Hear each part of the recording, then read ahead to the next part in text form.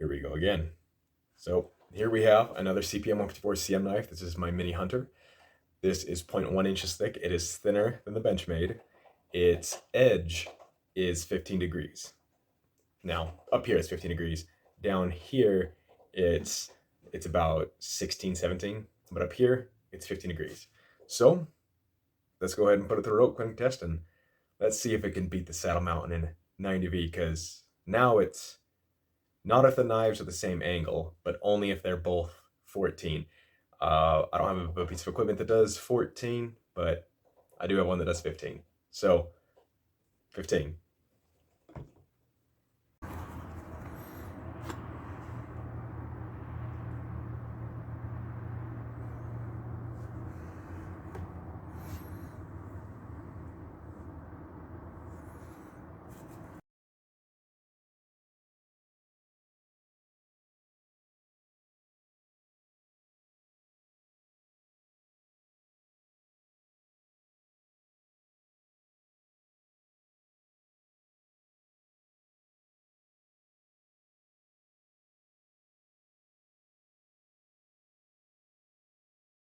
Same edge angle.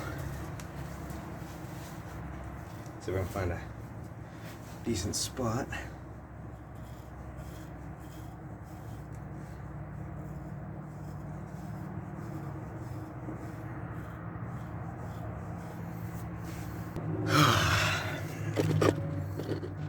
The point at which the S90V stopped being cleanly shaven sharp was at 60 passes. So I only took about half the hair.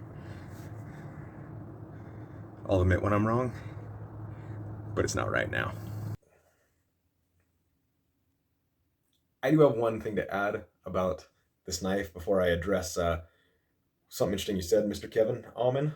So up here, because of the way I move, the bevel gets a little steeper than 15, so it hits 14. I think maybe even 13 as well before the tip. Still shaving sharp 60 passes later. That's the heat treatment right there. It's the quality of heat treatment. Excuse me, quality of heat treatment. That is what sets things apart, because yes, S90V is a metal that was invented long after cpm154 and it has a higher potential. But if it is not heat treated to the highest extent, and the cpm154 is, we get the results we've witnessed in my videos.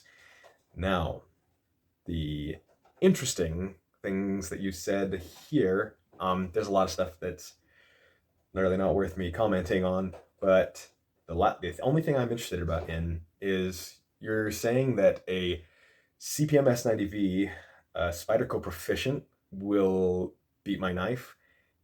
According to you, that's not what's going to happen, because you said the thinness behind the edge is a big determining factor. Not really. But the Spyderco Proficient is as thin behind the edge as the Benchmade is. It's a full flat grind knife. So I don't know if you just kind of had a slip of the mind with that one, but that goes against everything you've said so far. And also other people have already tested the Benchmade versus the Spyderco. The Spyderco will go further, but not far enough to cover the discrepancy between my cpm154 and the S90V from Benchmade. So no. Also, a $100 knife made by me versus a $500 knife, and mine's still gonna beat it. That's kind of proving the point of these videos right now.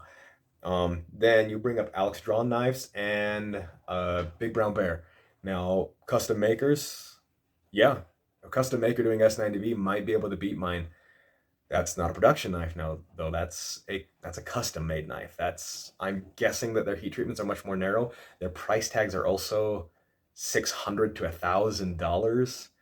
So yeah, maybe they would beat me. Maybe those two would, but $600 to $1,000. That's kind of proving the deal that my knife is at $100 versus theirs at $600 to $1,000 and over. Now, for those of you who are watching this video, what I believe we're seeing here is this person, Kevin, he's obviously a huge fan of knives, and he's got some. He claims, I don't know for certain that he has these. He probably does, but he has these really nice knives that he spent a couple $1,000s on. And a lot of people, if they find out something they own can be defeated by something that they've considered as less than, they really want to defend what they've already got and try to prove to themselves that they made the best decision with their purchasing power. And I've done that. I think we've all done that at some point where we had something we really liked and we didn't want to think that maybe there was something else out there that would have been financially less drastic that maybe is better. And that's just part of human nature. There's no harm in that. But my point in making repetitive videos is there's other people out there that might have these same thoughts and questions, but they're not willing to say them out loud. Gavin Allman at least has, has the gumption to speak out loud about it. A lot of people wouldn't. But I am here to prove the quality of what I make. So whether it was taking the Benchmade to the same angle as my handmade knives or taking one of my handmade knives to the same angle as the Benchmade, my cpm154 CM still beat it. And thank you, Kevin Allman, for your comments. So you probably won't see me doing an Alex Drawn comparison or a Big Brown Bear comparison because I'm not going to spend that much money on their knives because I don't even sell my stuff for that much. And at that point, even if their knives matched mine or beat mine slightly, heck, even beat it by a decent margin, to pay 6 to 10 times as much, yeah, that kind of says it all right there about what I have to offer versus people out there who make knives that I would probably consider my competitors. And maybe one day I'll go ahead and have some knives that I price that high, but I really want the average person to be able to afford my knife, not just people who have the money to spend on such things. Not saying anything bad about you for spending your money on those knives. As long as you're happy with what you got, I've got nothing to say against that. But I am a knife maker, and as far as I know, you're a knife buyer, and whether it was the same edge as the Benchmade or the Benchmade was the same edge as mine still won, and I'm very happy about that.